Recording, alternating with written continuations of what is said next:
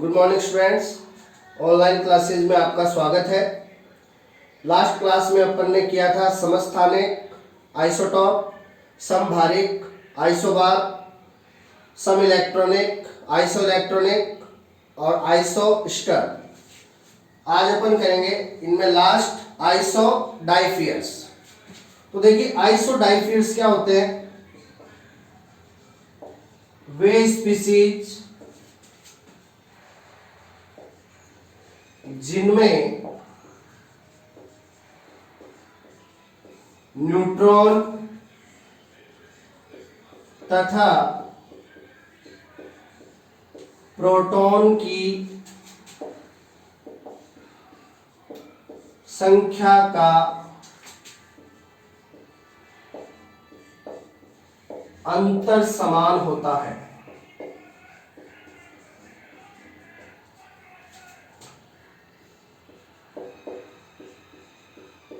Iso डाइफियर्स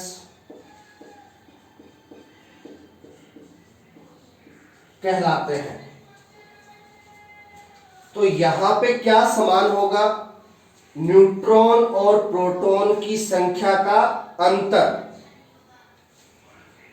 अपन neutron की संख्या में से प्रोटॉन की संख्या को घटाएंगे तो वो जो डिफरेंस है वो क्या आएगा? समान आएगा। तो देखिए अपन एक तो ले लेते हैं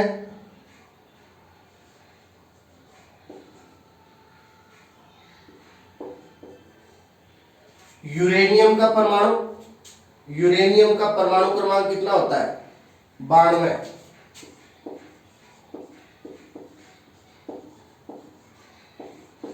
ये एक तो यूरेनियम का परमाणु ले लिया।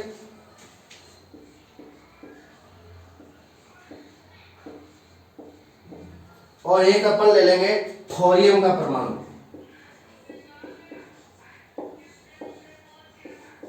ये एक अपन ने ले लिया थोरियम का परमाणु। ठीक है, थोरियम का परमाणु क्रमांक होता है 90। अब देखिए पहले अपन इनमें निकाल लेंगे न्यूट्रॉन की संख्या।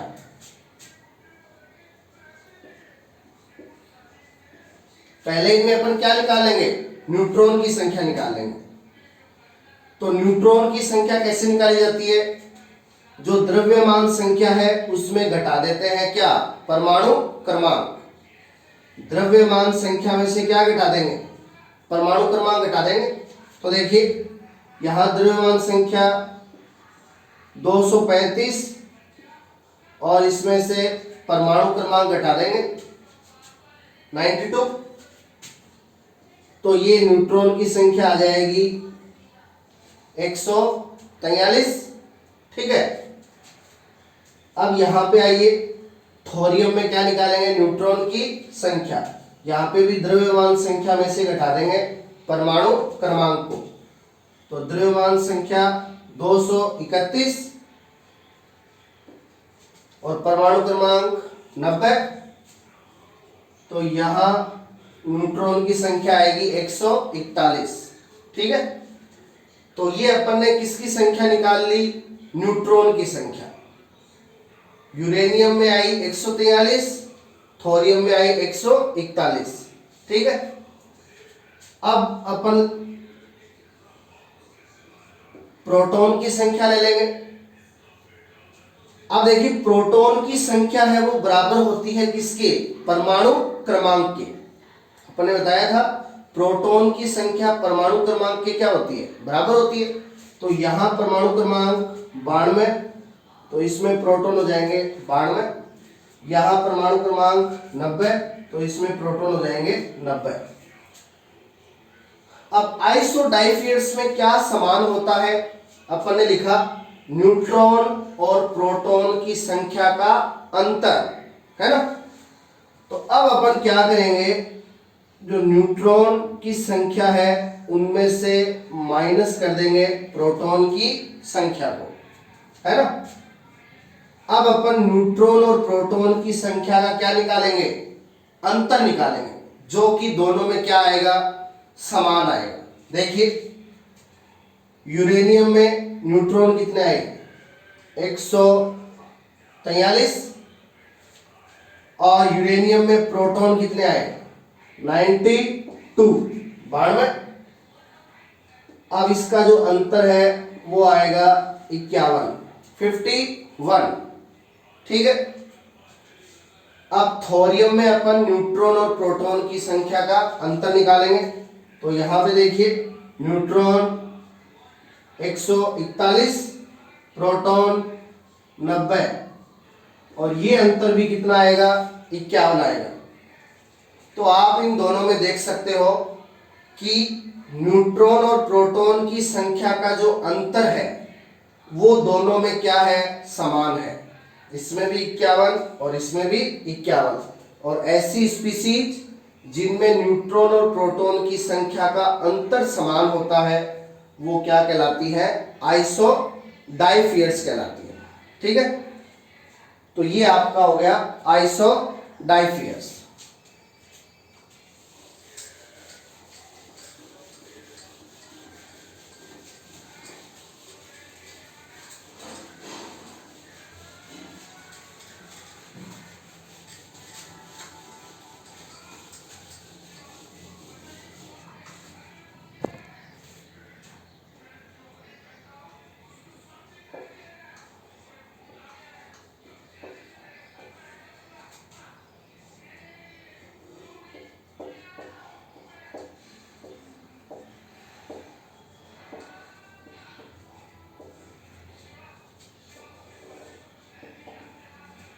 अब देखिए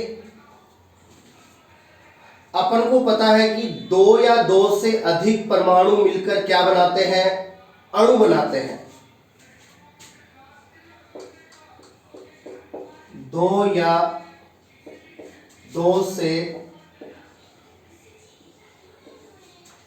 अधिक परमाणु परस्पर मिलकर स्थायित्व प्राप्त करने के लिए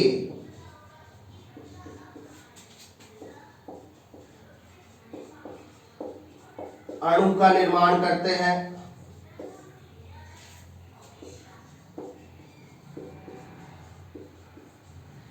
ठीक है, अब देखिए अपन ने पीछे की क्लास में 1 से लेकर के 20 तक परमाणु लिखे थे और उन परमाणुओं के परमाणु भार भी लिखे थे। उन परमाणुओं के क्या लिखे थे परमाणु भार, द्रव्यमान संख्या, है ना। अब आज अपन स्टार्ट कर रहे हैं अणुभार, यानी वहां पे अपन ने परमाणु का भार लिखा था। अब दो या दो से अधिक परमाणु मिलकर क्या बनाएंगे अणु बनाएंगे, है ना। तो उस अणु का भार है वो होगा अणुभार या जिसको कहते हैं मोलर द्रव्यमान। ठीक है, तो किसी अणु का अणुभार या मोलर द्रव्यमान कैसे निकालते हैं वो देखिए। अब जैसे ये अणु है, किसका अणु है ये जल का अणु है ना। तो देखिए अपन इसका निकालेंगे अणुभार या मोलर द्रव्यमान। तो आपको यहां क्या करना है, आपको इसके किसी भी अणु के अंदर जितने परमाणु दिखाई दे रहे हैं उन परमाणुओं के परमाणु भार है वो आपस में जोड़ दीजिए। आपके पास उस अणु का क्या आ जाएगा अणुभार या मोलर द्रव्यमान आ जाएगा, है ना। तो देखिए यहां पे दो परमाणु है हाइड्रोजन के, दो परमाणु तो किसके हैं हाइड्रोजन के, और एक परमाणु है ऑक्सीजन का। अब देखिए अपन को पता है हाइड्रोजन का परमाणु भार कितना होता है एक। अब एक हाइड्रोजन का एक होता है, यहां हाइड्रोजन परमाणु है कितने दो, तो दो हाइड्रोजन परमाणुओं का परमाणु भार 2 प्लस ऑक्सीजन का परमाणु भार आपने लिखा था 16। ऑक्सीजन का परमाणु भार कितना होता है 16 होता है, तो ऑक्सीजन का हो गया 16। है ना। तो ये यहां पे जितने परमाणु थे उनके परमाणु भारों को जोड़ दिया और ये योग आएगा कितना 18। तो 18 जल का क्या है, 18 जो है वो जल के अणु का अणुभार है या मोलर द्रव्यमान है। ठीक है, तो ध्यान रखिए जल के अणु का अणुभार कितना होता है 18 होता है। अब देखिए इसी टाइप से हाइड्रोजन का अणु है, यहां हाइड्रोजन के 2 परमाणु हैं, तो एक हाइड्रोजन का 1 तो 2 हाइड्रोजन का 2, तो हाइड्रोजन के अणु का अणुभार होता है 2।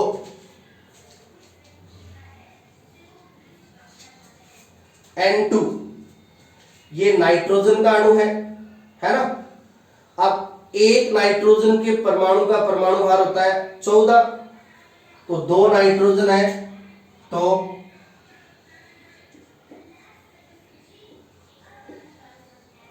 28, तो नाइट्रोजन के अणु का अणुभार होता है 28। ये ऑक्सीजन का अणु, अब एक ऑक्सीजन का परमाणु भार होता है 16, यहां 2 ऑक्सीजन है तो ऑक्सीजन के अणु का अणुभार होता है या मोलर द्रव्यमान होता है 32। ठीक है, ये अणु है किसका, ये अणु है अमोनिया का। किसका अणु है ये, अमोनिया का अणु है। अब अमोनिया का अणुभार या मोलर द्रव्यमान, अब यहां एक तो नाइट्रोजन परमाणु है और 3 हाइड्रोजन परमाणु है। अब नाइट्रोजन परमाणु का परमाणु भार 14 प्लस हाइड्रोजन कितने 3, अब एक हाइड्रोजन का होता है 1 तो 3 हाइड्रोजन का 3, तो 14 और 3 कितना हो गया 17। तो अमोनिया के अणु का अणुभार या मोलर द्रव्यमान कितना होता है 17 होता है। ठीक है,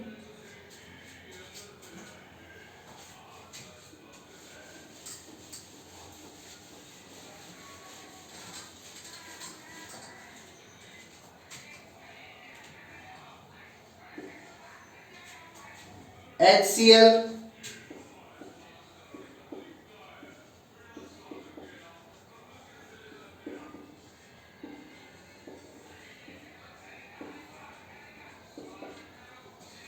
ये अणु है किसका, हाइड्रोक्लोरिक अम्ल का। तो देखिए इसका अणुभार, हाइड्रोजन का परमाणु कितना है 1, तो इसका परमाणु भार 1 हो गया, और क्लोरीन का परमाणु भार होता है 35.5, तो HCl का अणुभार आ गया 36.5। तो HCl हाइड्रोक्लोरिक अम्ल है, उसका अणुभार होता है 36.5।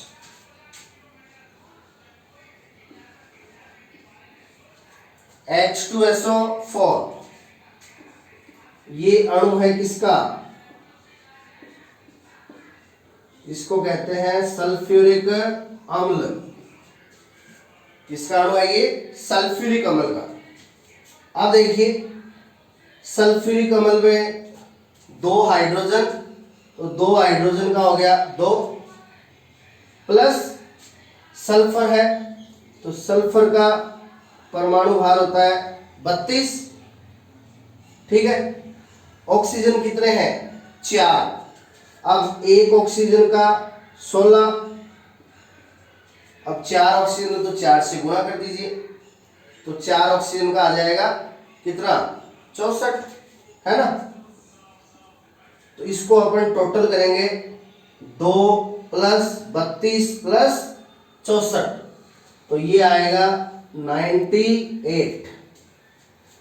तो सल्फ्यूरिक अम्ल है उसका अणुभार होता है 98। अब देखिए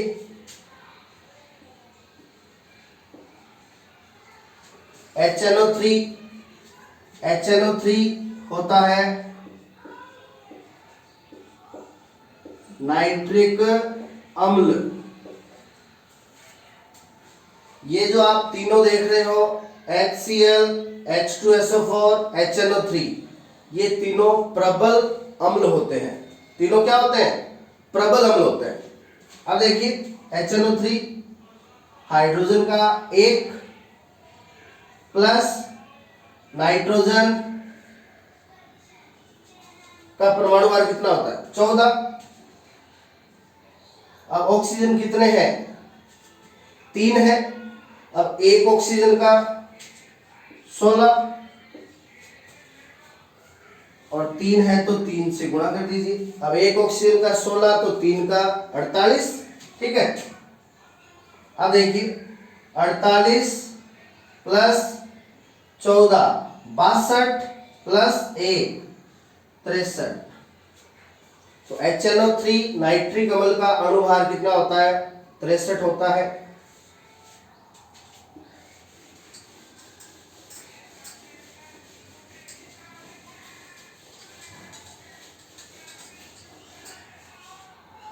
अब देखिए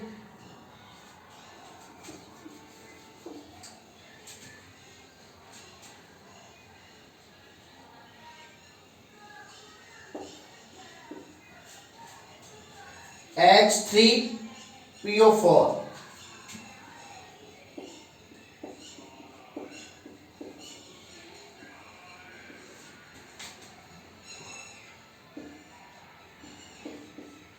H3PO4 होता है फॉस्फोरिक अम्ल।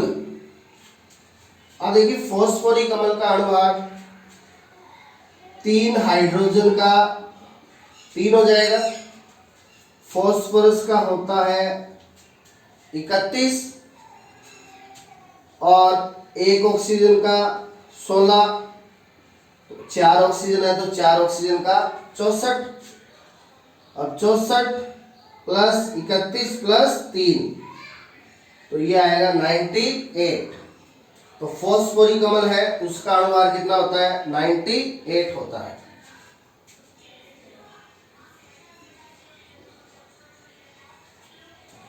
H3PO3 ये तो है H3PO4 फॉस्फोरिक अम्ल। H3PO3 ये होता है फॉस्फोरस अम्ल। ये क्या होता है? फॉस्फोरस अम्ल होता है। तो देखिए 3 हाइड्रोजन का 3, फॉस्फोरस का 31 प्लस एक ऑक्सीजन का 16। तो ऑक्सीजन कितने हैं? 3। तो 3 ऑक्सीजन का 48। अब 3 ऑक्सीजन का 48, 31 और 3 34। तो 34 और 48 कितने हो गए? 82। तो फॉस्फोरस अम्ल है उसका अणुभार कितना होता है? 82 होता है, 82।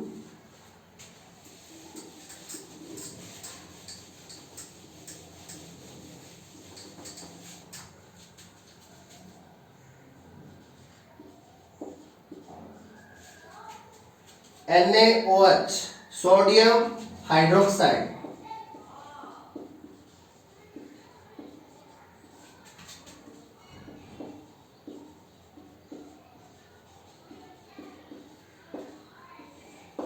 Sodium hydroxide.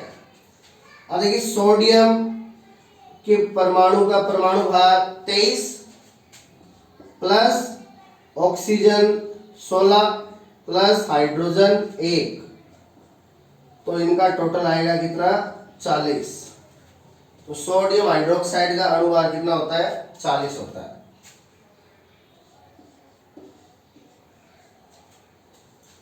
पोटेशियम हाइड्रोक्साइड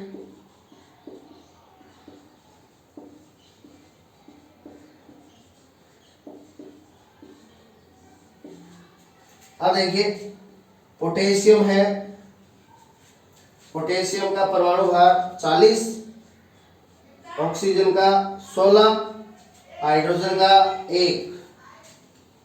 तो कितना हो गया? 57। तो पोटेशियम हाइड्रोक्साइड का होता है 57।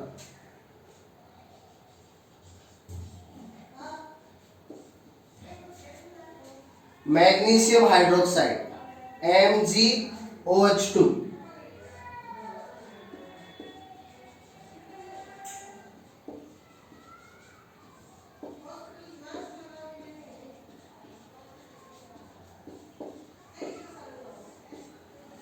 MgOH2 magnesium hydroxide. तो देखिए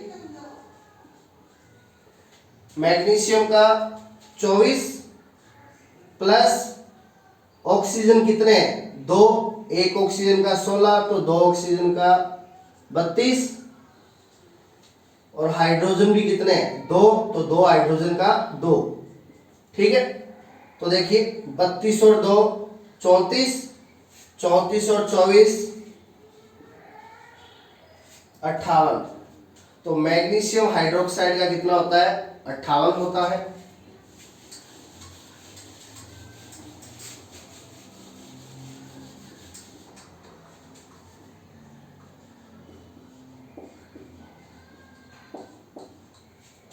AlOH3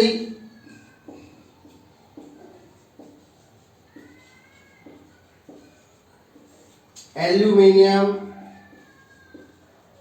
hydroxide.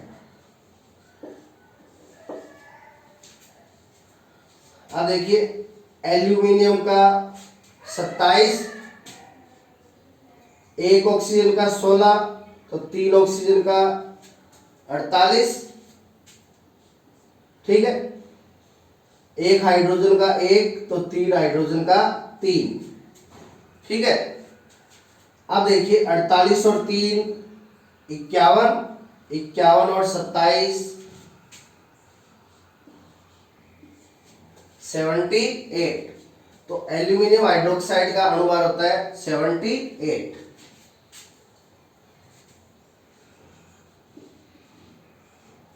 CaCO3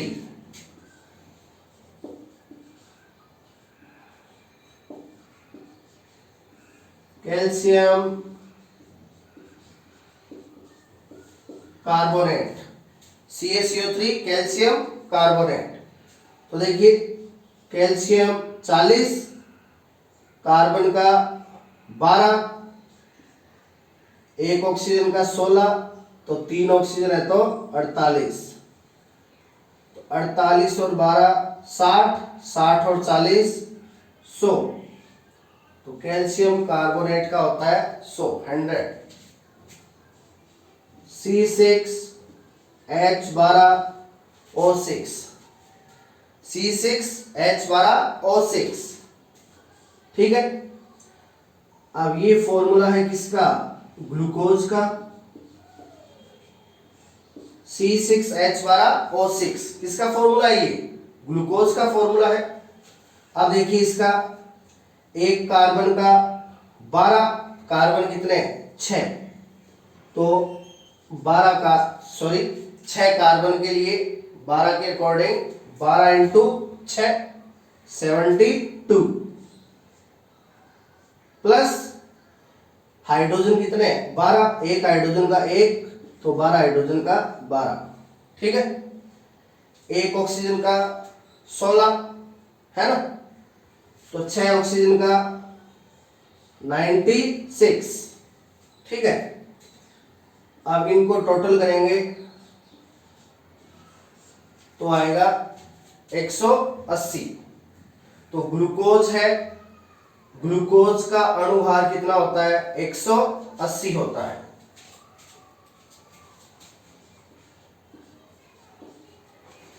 C6H6 अणुभार, sorry ये फॉर्मूला होता है किसका? बेंजीन का। C6H6 किसका फॉर्मूला? ये बेंजीन। अब देखिए बेंजीन का अणुभार, कार्बन एक कार्बन का 12 होता है, तो 6 कार्बन का 72, प्लस एक हाइड्रोजन का 1, तो 6 हाइड्रोजन का 6, तो 72 और 6 कितने हो गए? 78। ठीक है, तो बेंजीन का होता है 78। ठीक है, तो इस टाइप से आप किसी भी अणु का आप क्या निकाल सकते हो, अणुभार या मोलर द्रव्यमान। उसमें जितने भी परमाणु हैं उन परमाणुओं के आपको क्या आने चाहिए, परमाणु भार आने चाहिए, जो अपन पीछे की क्लास में बता चुके हैं। तो परमाणु भार आएगा, अपन को परमाणु भार याद होगा 1 से लेके 20 तक आपके कंफर्म याद होने चाहिए। अब उनको परमाणु भार याद होगा तो उसके अकॉर्डिंग अपन निकाल लेंगे क्या, अणुभार या मोलर द्रव्यमान। अब अणुभार अपन को आ जाएगा, उसके बाद अपन जैसे कल की क्लास में पढ़ेंगे तुल्यांकी भार। क्या, तुल्यांकी भार, मूलानुपाती सूत्र भार, है ना। तो परमाणु भार और अणुभार अपना हो जाएगा, उसके बाद अपन तुल्यांकी भार और मूलानुपाती सूत्र भार है वो भी इजीली कर सकेंगे। तो ये कनेक्शन से चलेंगे। पहले अपन को परमाणु भार पता होना चाहिए, फिर अपन को अणुभार निकालने आने चाहिए, फिर अपन तुल्यांकी भार निकाल सकते हैं, मूलानुपाती सूत्र भार निकाल सकते हैं। ठीक है, नेक्स्ट है वो अगली क्लास में। Thank you.